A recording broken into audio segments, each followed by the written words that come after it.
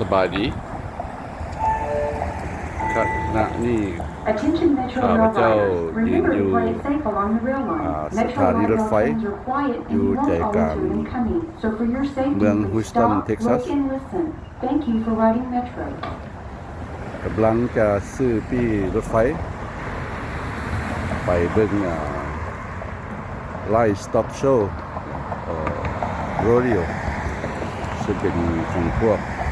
คาร์บอยเจ้าจะจัดทุกปีเนาะก็คือข้าพเจ้าได้ว่าไปแล้วเนาะก็มาขี่รถไฟเขาเจ้าเอิ้นเมโทรท่านเสร็จเนาะ Drop a ride on metro to the Houston Rodeo เนาะเขาเจ้าก็มีสเกจูของเจ้าเนาะแต่วันที่27เดือน2เนาะไปหาวันที่1เดือน3แล้วก็สิเป็นบาร์บีคิวคุกออฟเนาะแล้วก็โรยโอนี่สิเป็นวันที่4เดือน3ไปฮอดวันที่23เดือน3เนาะประมาณนี้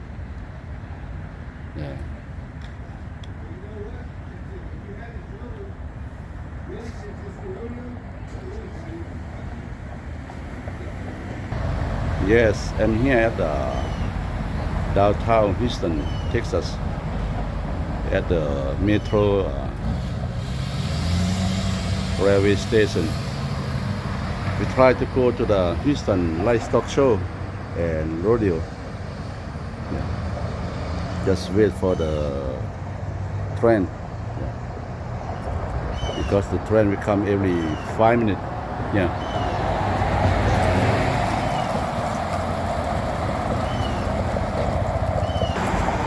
Here come the train.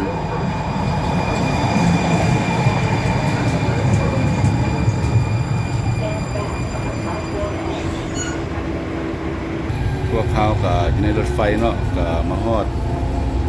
บอน Houston Livestock Show แล้วเนาะหรือว่า Rodeo เนาะก็เป็นของพวกคาร์บอยสลายเขาเจ้าจิตทุกปีล่ะก็ที่รถ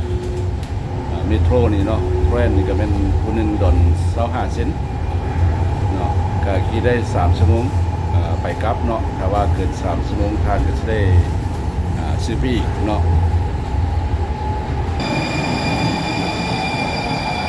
เอาไปจอดลงแล้วพี่น้องเด้อวันนี้สิไปหาบอนเขาเจ้าเฮ็ดโรดิโอกันเนาะก็ถ้าทานขี่รถไฟเนาะก็เขาเจ้าก็สิมีสเกจูให้เนาะก็พุ่นละจนฮอดกลางคืนพุ่นละถ้าผู้ใดมาHouston Rodeo นี่เนาะก็แม่นการขี่รถเนาะรถไฟเนาะเมโทรเนาะก็ส่วนหลายก็แม่นกลางดึกพุ่นละเนาะประมาณนี้แต่ว่ามื้อนี้นี่เขาเจ้าสิเป็นแต่ว่ายังบ่ฮอดโรดิโอเทื่อเขาเจ้าสิเริ่มแต่วันที่4เป็นต้นไปเนาะคือมื้ออื่นวันนี้ก็วันที่3เขาเจ้าสิมีแต่เอิ้นว่าบาร์บีคิวคุกออฟเนาะเขาเจ้าสิประกวดบาร์บีคิวกันทีนี้เท่านั้นเนาะแต่ว่ามื้อHouston Livestock แม่นคือว่าเริ่มแต่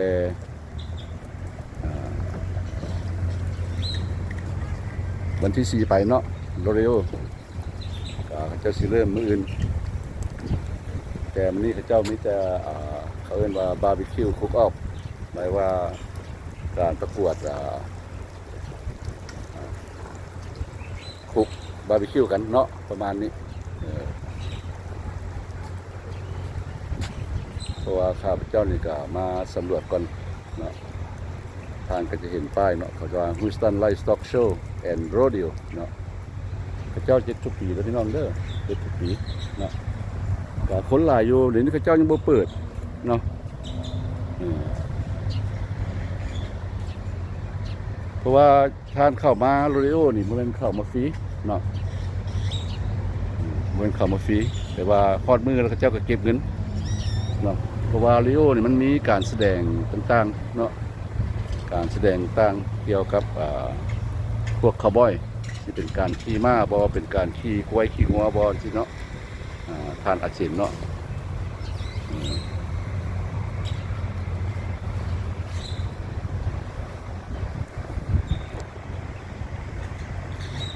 กระเจ้าก็ห่างเมียนพี่น้องเด้อห่างเมียนเนาะ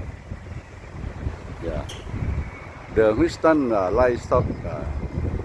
and rodeo show yeah we start at the fort of the Mart Fort yeah and today they just barbecue cook contest only yeah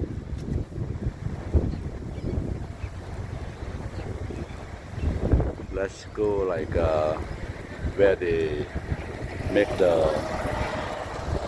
barbecue cook contest yeah เจ้าก็ห่างหาเนาะห่างหาเพื่อเปิดแล้วนะโรดิโอเนาะเจ้าก็ห่างหาเพราะว่ายังบ่ฮอดมือเทื่อ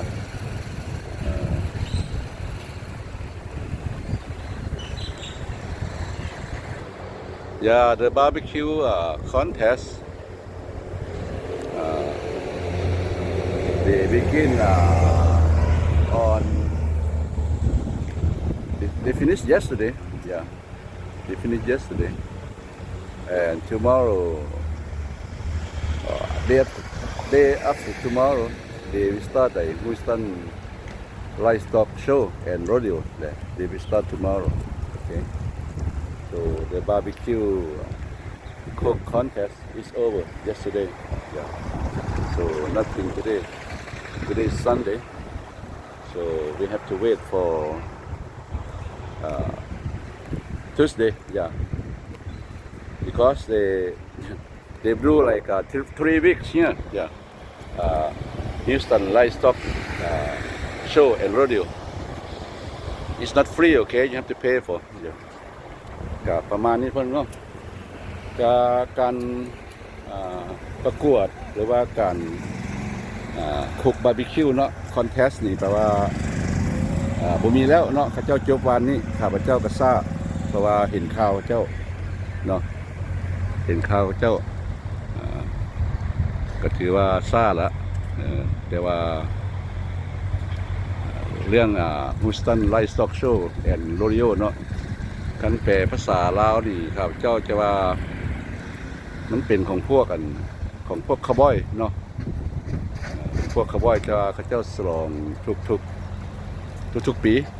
แต่ว่าการเข้ามานี่ก็เป็นได้เสียเงินนั่นแหละเท่าไหร่ครับต้องรู้เทื่อก็ต้องศึกษาตามโซเชียลเนาะเขาเจ้าสิเฮ็ดอยู่Energy Center เนาะใกล้กับ Astrodome เก่าเนาะใกล้กับ Astrodome เก่าอยู่เมือง Houston Texas เนาะประมาณนี้สิม่วนพี่น้องถ้าว่าผู้ใดมักแบบที่ว่าแบบคาวบอยเนาะม่วนเพราะว่าข้าพเจ้าก็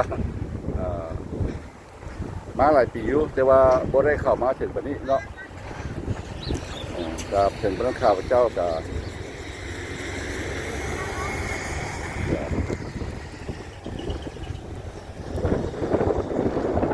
พนักข้าพเจ้าก็ขอกลับขึ้นไปเนาะกลับขึ้นไปหาภาคพุ่นล่ะเนาะก็มีแต่แค่นี้พี่น้องเด้อก็เจ้าห่างหาซื้อเนาะมื้อนี้เขาเจ้าจังสิเปิดเด้อ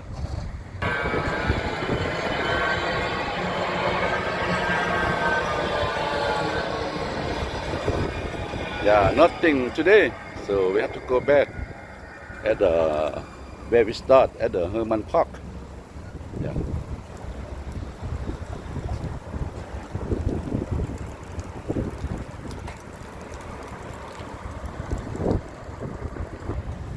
Welcome to the Houston Livestock Show and Rodeo.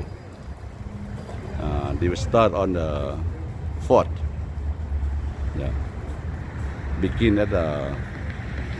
March 4th until March 27. That means they will do this like 3 weeks. 3 weeks. ประมาณนี้เนาะค่อยนึงเนาะก็มื้อนี้ก็บ่มีหยังเนาะ คือว่าล่ะการขับเจ้าก็ขี่รถไฟมาอยู่ในตัวเมืองดาวเท่าเนาะรถไฟนี่ทานจะขี่ได้อ้อมดาวเท่าประมาณ3ชั่วโมงแต่ราคาอยู่ตอน25 เซนต์เนาะก็ขี่ได้ในอ้อมแอมที่มีสถานีรถไฟเนาะสถานีรถไฟแล้วก็ขี่ได้3ชั่วโมงถ้าว่าไกล3ชั่วโมงทานต้องได้ซื้อรถไฟใหม่เนาะก็ประมาณนี้ก็สะดวกสบายเพราะว่าเขาเรียกเมโทรเนาะก็เป็นรถไฟนั่นแหละรถไฟไฟฟ้าเนาะก็เป็นสร้างมาบ่พอแต่ละปีในเมืองมุสซันเนาะประมาณนี้แล้วก็คือว่าเป็นราคามุสซันไลฟ์สต็อกโชว์นี่แอนโลริโอนี่ก็สิแม่นสตาร์ทหรือว่าเริ่มแต่วันที่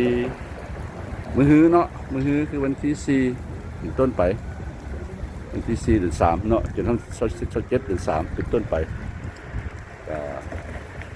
ประมาณนี้แล้วก็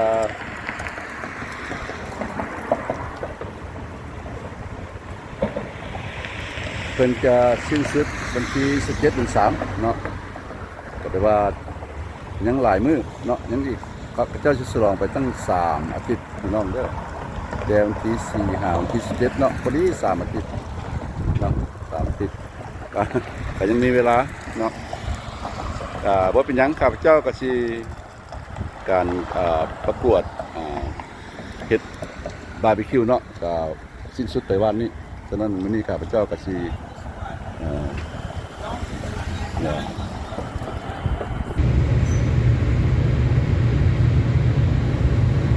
ข้าพเจ้าก็ถ่ายทานเบิ่งเนาะในขณะขี่รถเมโทรรถไฟเนาะ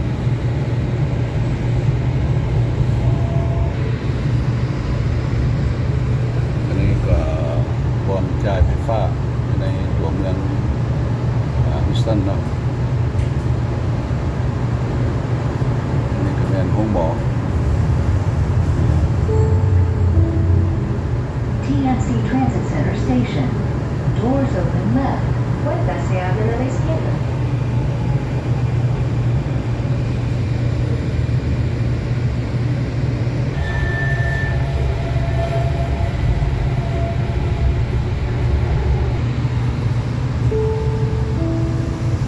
Brighton TNC Station. Doors open left. Puerta se abre a la izquierda.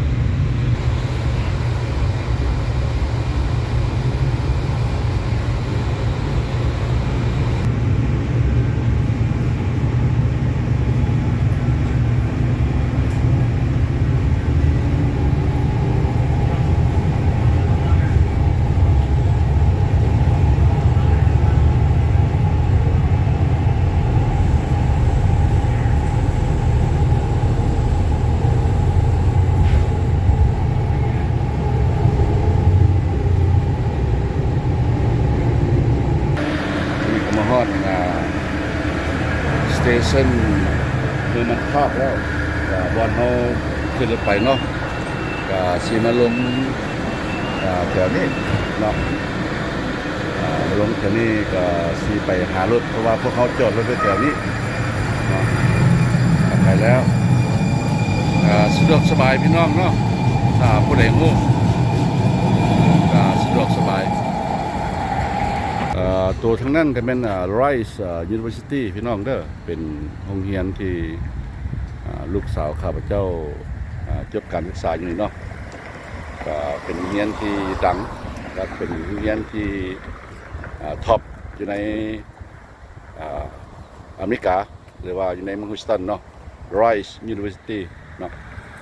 Yeah, over there is Rice University, the top school in the United States. Yeah. Yep, we go back to the park. They call it Herman Park. โอ้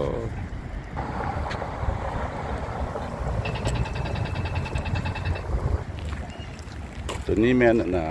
เฮอร์มันพาร์คก็หมายเขามว่าเป็นที่บอลคนมาเที่ยวหลายเนาะปีหนึงนี่คนมาเที่ยวนี่เป็นละล้านคนเนาะเขาเจ้าไล่เป็นปีข้าพเจ้าเคยมาหลายเทื่ออยู่แถวนี้เนาะก็เป็นภาคที่ว่าอยู่ในกลางเมืองของเมืองฮิวสตันเท็กซัสเนาะก็เป็นบอนมะลินพาครอบครัวมะลินเนาะแล้วก็ทานสามารถถืออาหารเนาะมารับทานอาหารอยู่ภาคนี้ได้ลำเทือกับเจ้าก็จะมีการแสดงต่างๆเนาะประมาณนี้ก็เป็นที่ร่มเย็นดีประมาณแล้วคนก็มากมาทานจะเห็นเจ้าจอดรถเนาะรถนี้วันนี้ก็เป็นมื้อพักวันอาทิตย์วันบอลนี่คันมื้อวันจันทร์หาวันเสาร์นี่ก็เจ้าให้จอดเพียง3 ชั่วโมงแต่วันอาทิตย์นี่ก็เจ้าจะเปิดให้คนได้จอดหลายชั่วโมงเนาะบ่จำกัด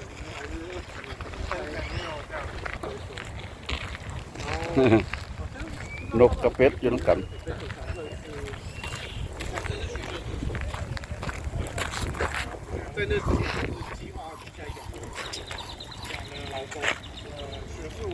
นกกระเป็ดอยู่นำกันพี่น้องตรงนั้น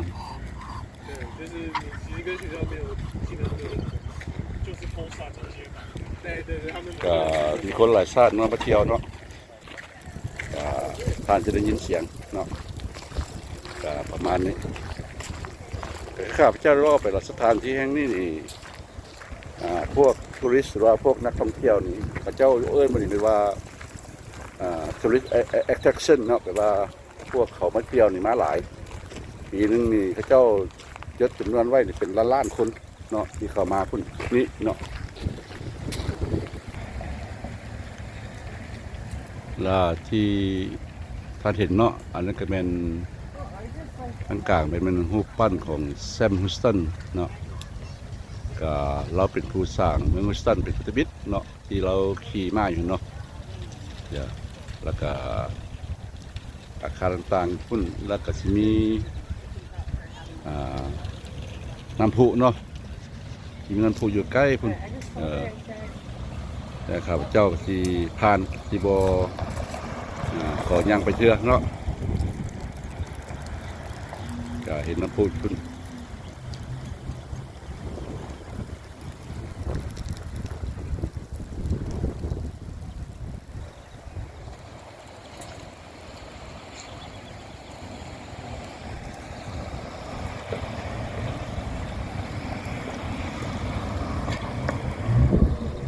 แต่ว่าฮิวสตันไลฟ์สต็อกโชว์นี่กับโรดิโอนี่ก็เจ้าจะเริ่มวันที่4 เดือน 3จนถึงวันที่17 เดือน 3เนาะก็มื้อนี้ก็ข้าพเจ้าว่าจะไปเบิ่งการคุกออฟบาร์บีคิวคุกออฟเนาะการประกวดเฮ็ดบาร์บีคิวก็เจ้าสำเร็จไปเมื่อวานนี้แล้วก็เจ้าก็เริ่มเตรียมที่17มาของเดือน 2เนาะก็ได้จบสิ้นสุดไปวันนี้ก็จะเห็นแล้วก็มัน4-5 มื้อครับเจ้าก็ผิดพลาดไปเนาะผิดพลาดไปอีกหนึ่งแล้ว เพราะว่าหากก็มาแต่ประเทศลาวเนาะก็ได้บ่พอเท่าไหร่มื้ออยากมาเฮ็ดคลิปให้พี่น้องเขาเบิ่งเนาะประมาณนี้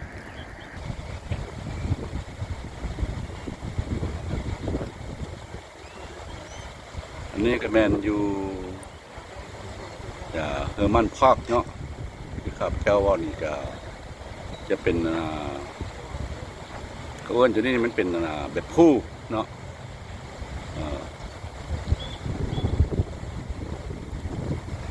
แบบผู้แล้วเจ้าก็จะมี แบบอนุสาวรีย์แบบอยู่วอชิงตันเนาะท่านจะเห็นเรือไปไกลเพื่อนเนาะ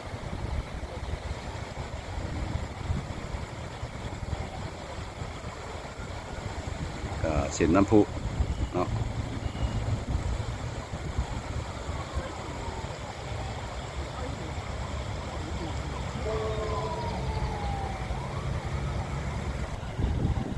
Mary Gift and Jesse H. John Reflection Pool yeah. City of Houston yeah.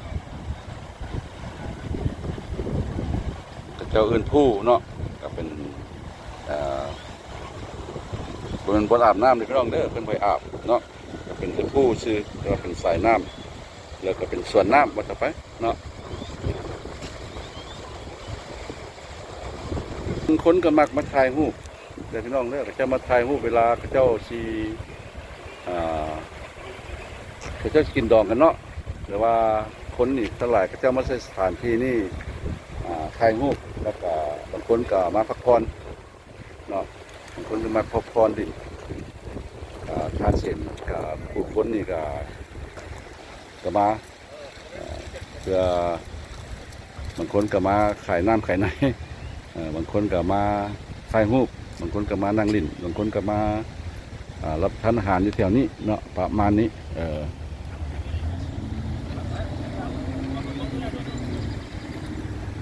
ข้าพเจ้าเคยมีคลิปนอนละเอียดเนาะมีคลิปละเอียดหลายๆบอลแต่ว่าข้าพเจ้าครับจะมีโอกาสเนาะมื้อหน้าข้าพเจ้ากับชีมาถ่ายทำให้ทานได้เห็นแถวในเมืองฮิวสตันเท็กซัสเนาะหลายๆม่องหลายๆบอลเนาะประมาณนี้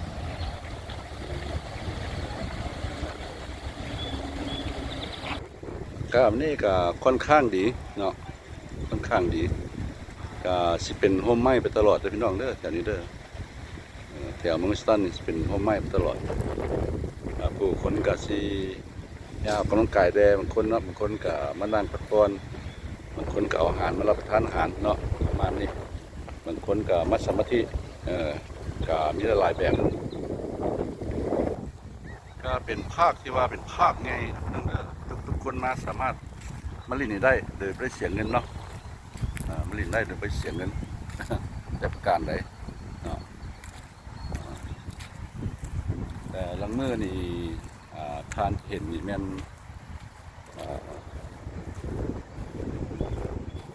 ตามโซเชียลเนาะทานสามารถตีเขาได้ว่ามันภาคนี่มีอย่างแดเนาะก็เจ้าจะบอกทานในโซเชียลเนาะหรือว่าอยู่ใน Google ประมาณนี้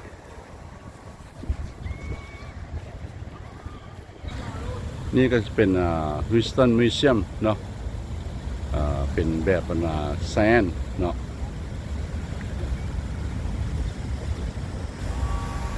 ตรงนี้คือHouston Museum natural science yeah, in the Herman Park you can pay for it if you want to see like natural science they have like something like you know all the nature they have the room to show something nature but in the shade yeah, but you have to pay for it you know something like that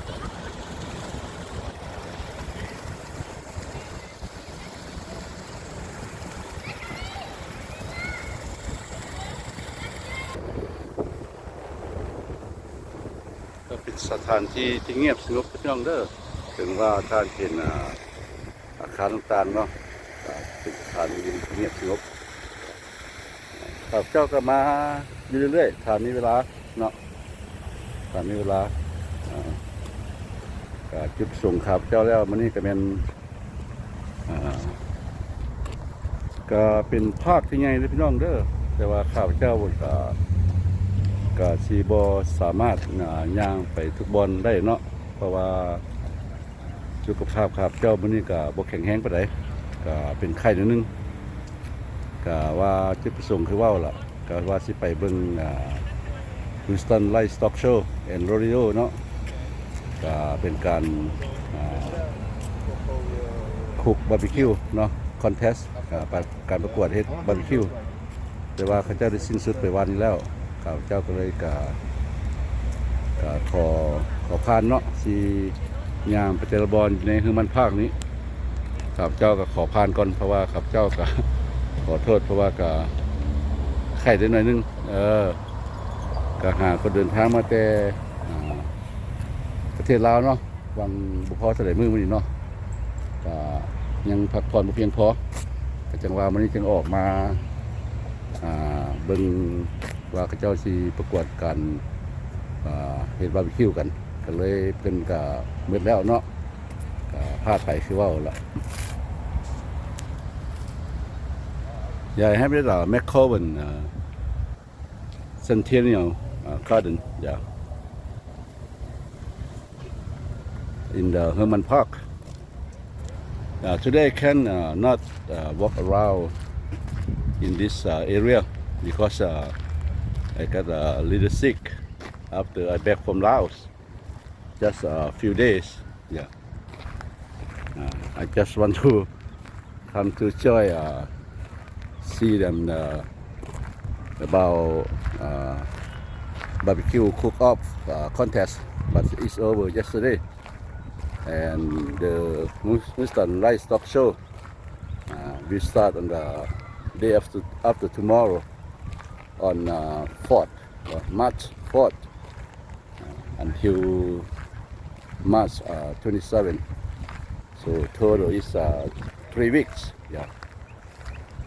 I still have time to come to the Houston Livestock Show and Rodeo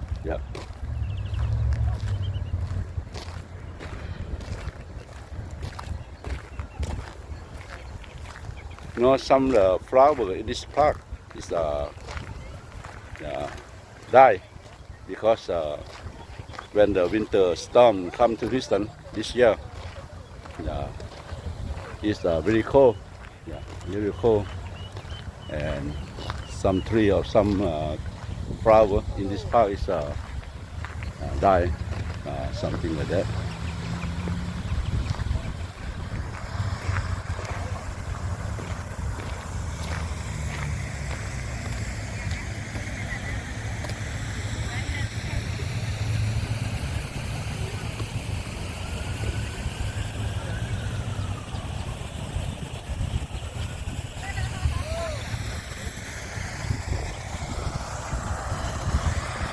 This is like a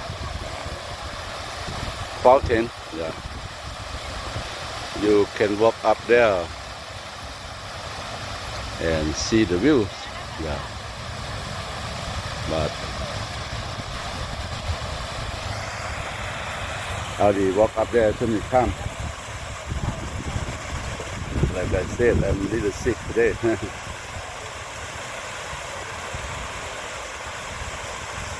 สวยงามนะพี่น้องเนาะสวยงามครับเจ้าเคยมาเรื่อยๆสถานที่นี้ก็เคยมาถ่ายรูปเนาะเคยมาถ่ายรูปอยู่เรื่อยก็เป็นสายน้ำที่ว่าเพิ่นจิ้วขึ้นไปเนาะเป็นจิ้วขึ้นไปแล้วก็สิแบบรีไซเคิลก็สิแบบฟอลเทนล่ะแบบน้ำพุน้ำก็สิไหลลงมาพื้นเนาะมานี้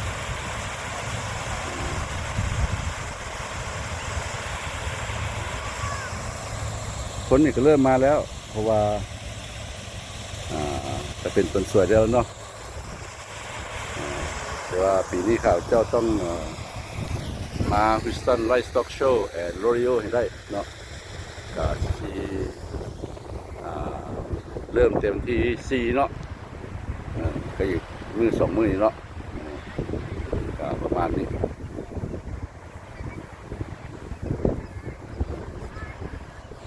ถ้าเลี้ยวไปจะไม่เห็นดอกไม้ปานใดเพราะว่าหนาวมาเมื่อกี้นี่ก็ได้ดอกไม้ก็ตายไปแล้วเนาะประมาณนี้Herman Park in Houston downtown tourist attraction place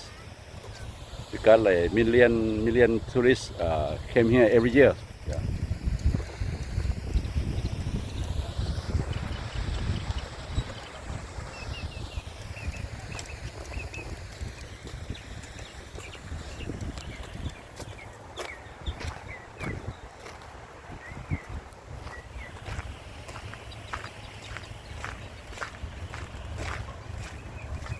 อันนี้เป็นส่วนพักเนาะออร์แกนิกพระเจ้ากระสิบปลูกหลายๆอย่างแต่หลังตัวก็ตายไปก็มีเนาะท่านก็มีปลาเรี่ยงอยู่นี่ท่านสามารถถืออาหารคือว่าล่ะมาพักผ่อนแถวสถานแห่งนี้แล้วก็มารับประทานอาหารได้เจ้าก็บริวารอย่างเนาะหลายคนก็สิถืออาหารมาหรอเนาะก็มีโต๊ะตั้งอยู่ภาคแล้วก็พักผ่อนจะลมเนาะประมาณนี้คือว่าถ้าข้าพเจ้ามีโอกาสเนาะก็ชิมเฮ็ดละเอียดให้ทานได้เบิ่งแต่ละหม่องก็ให้เสาไข่ก่อนอันนี้ที่เป็นกุ๊กแบบของประเทศจีนเนาะเวลาปีใหม่จีนมาเขาเจ้าสีใส่กุ๊กตัวนี้วอดเนาะนี่เป็นได้นำเขามาปลูกแล้วเนาะเป็นได้นำเขามาปลูกแล้วมาเนี่ยน้ำทางเกษตรเนาะลังกุ๊กได้ห้วยไปเนาะพอมันได้ตายไปแล้วเนาะ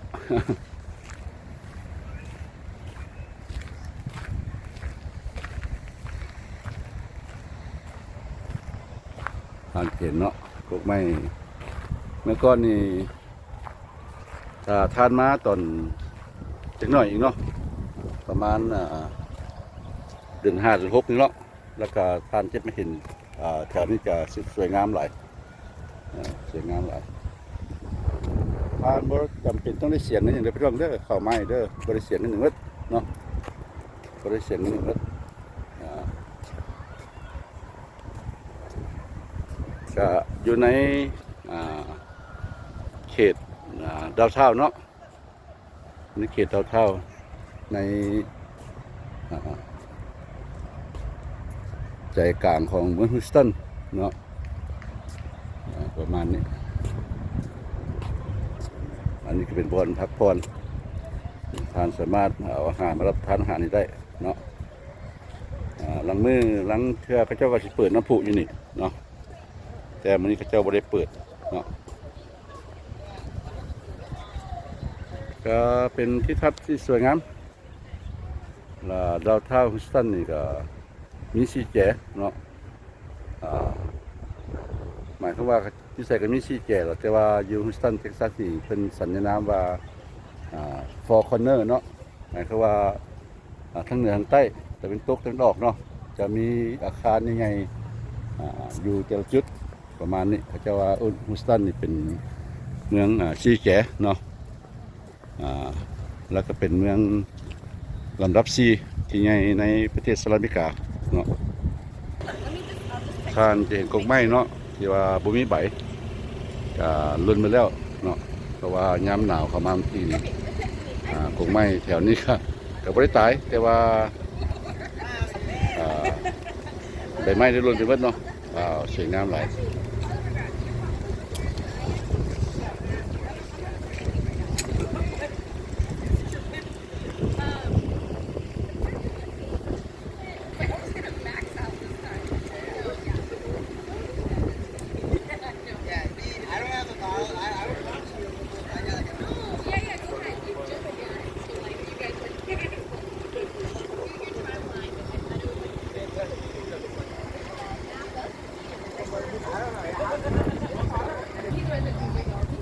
เชอร์รี่ฟลอริสการ์เดนแอเรียนแต่ละภาคเขาจะมีซื้อมัดเนาะคนที่จะมาหลายท่านเห็นการจอดรถเนาะการจอดรถ เจ้ากับสีมีรถไอศครีมเนาะหรือก็คอนเนี่ยอันนี้ก็เป็นบนพักของหลานซ้ายเนาะเพราะข้าพเจ้าก็จอดรถทั้งหน้าล่ะบนพักของหลานซ้ายกับแพงเติบพี่น้องเด้อการพักอพาร์ตเมนต์หรือว่าอยู่ในใจกลางเมืองของฮิวสตันนี่เนาะราคานี่ก็ค่อนข้างแพงเดือนนึงก็ $2-3,000 พุ่นล่ะเนาะเอิ้นว่าอพาร์ตเมนต์ก็ร้านซ้ายของภรรยาเพิ่นเช่าอยู่นี้เนาะข้าพเจ้าก็พากรถแถวนี้ล่ะก็ธรรมดาแล้วก็พากรถเพียงแค่3 ชั่วโมงเนาะวันจันทร์หาวันเสาร์แต่ว่าวันอาทิตย์นี่เจ้าก็เปิดเนาะบ่ได้จำกัดถ้าผู้ใดมาไว้ก็ได้จอดเนาะผู้ใดมาซ่าก็มันเป็นซอกอื่นจอดเพราะว่าแถวนี้มักจะเต็มอยู่เรื่อยเนาะหรือว่าท่านสามารถพากตามเส้นทางเนาะแคมทางท่านก็สามารถจอดได้เนาะหลังบอลประมาณนี้คือข่าวเจ้าว่าไปละข่าวเจ้าก็บทสบายนึงก็เลยสิกลับบ้านเนาะแต่I just think about go back home because I got a little sick. That's why it's today is windy too. I don't want to get more sick. That's why I try to go home. Take a rest. Yeah. คือขับจะว่าล่ะอันนี้ก็เป็นอพาร์ตเมนต์ของหลานซ้ายเมียเป็นมาพักอยู่เนาะเดือนนึงก็$2,500ก็ประมาณนี้ Yeah, this apartment is my wife's nephew live here. It costs about $2,500 for a month. Yeah. It's a good room. It's a good place, but it's cheaper than this. It's not good enough. Yeah. That's why he live in the good place, but expensive. ตัวนี้เนาะมาทานมาจอดรถเนาะถ้าว่าบอนจอดรถทั้งหลังคาพระเจ้านี่เต็มท่านสามารถจอดแคมทางนี้ได้เนาะแล้วก็จ่ายเงินเนาะตามเสียเจ้าเว้าตาม instruction นี้เนาะก็อ่านเอาตามที่มีภาษาอังกฤษเนาะถ้าว่าท่านจอดอยู่แคมทางแบบนี้เนาะก็ถ้าว่าทางในให้มันเต็มเนาะทางในนี่สิบ่ได้เสียเงินทางในสิบ่ได้เสียเงินถ้าว่าทางในเต็มแล้วท่านสามารถมาจอดแคมทางท่านจะได้เสียเงินก็ประมาณนี้ก็ตามที่เป็นได้บอกเนาะ Yeah, it's a parking lot full. You can park at the side of the street, but you have to pay for. They have the machine over here. Just I'll read the instruction in around Herman Park. The most people they park over here too. Yeah, because today is weekend. Yeah, so thanks for watching. Don't forget to like, comment and subscribe with bell please. ขอบใจที่คำชมพี่น้องก็อย่าลืมกดไลค์ให้คอมเมนต์เนาะแล้วก็กดติดตามและกดกระดิ่งนำด้วยพี่น้องเด้อก็ขอบใจที่เข้ามาชมเนาะพบกันคลิปหน้า Goodbye. So thanks for watching. Don't forget to like, comment and subscribe with bell please.